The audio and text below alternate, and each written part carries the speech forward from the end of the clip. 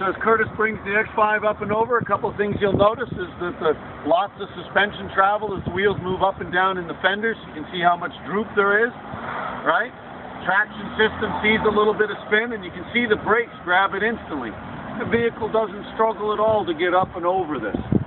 The back wheel, you can see lots of travel. It came off the ground for a brief instant, but for the most part, all four wheels tried to maintain contact because there's lots of travel in that suspension. Now the Porsche car, we had great fun on the autocross with that. It performed very, very well, right? Which you'd expect from Porsche. That's what they build. They're track cars, race cars. How do you think it's going to do on the twist ditch? Not as well. Not as well? As Curtis pulls up and on, what you'll notice is there's not nearly the same level of suspension travel. Because it's designed as a road-going version, notice that front wheel doesn't hang down far at all. Lots of wheel spin to it. As soon as he makes a little bit farther, the back wheel comes off the ground early.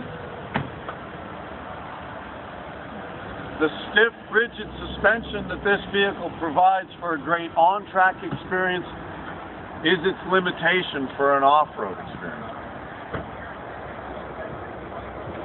Mercedes-Benz, how do you think it's going to perform? Good. Reasonably well? Better than that. Right? They've been building all-wheel drives. They're 4MATICs for a number of years now. But I made the joke earlier about the typical age for a Mercedes-Benz owner. How old? 60. 60? All right. I usually think it's about 106.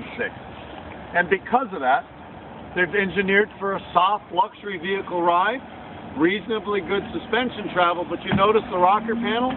The reason why these dirt mounds are so low is because of the limitation on the Mercedes-Benz. It's the lowest vehicle, lowest ground clearance vehicle in the segment. Even with that, it rubbed a little bit on both sides. What's the Audi all-wheel drive system called? Quattro. Quattro. When did they start building that? 80, yeah. A long time ago. They've been building it forever. So without knowing anything else about it, my expectation, if the system's been on the market for 20 or 30 years, you'd hope they'd have it right by now. It's a mechanical system. Doesn't use the same sort of electronics as the other vehicles.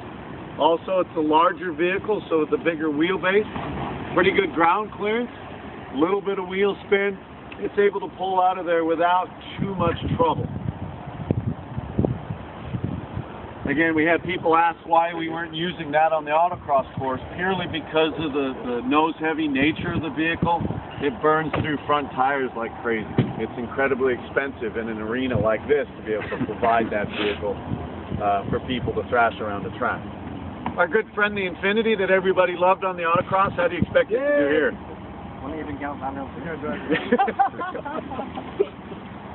Also, low ride height, the front spoiler on this, the limitation, it starts to plow a little bit.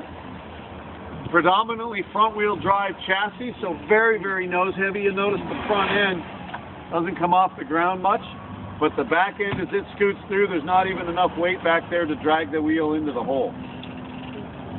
But as long as it's got two wheels traction, it pulls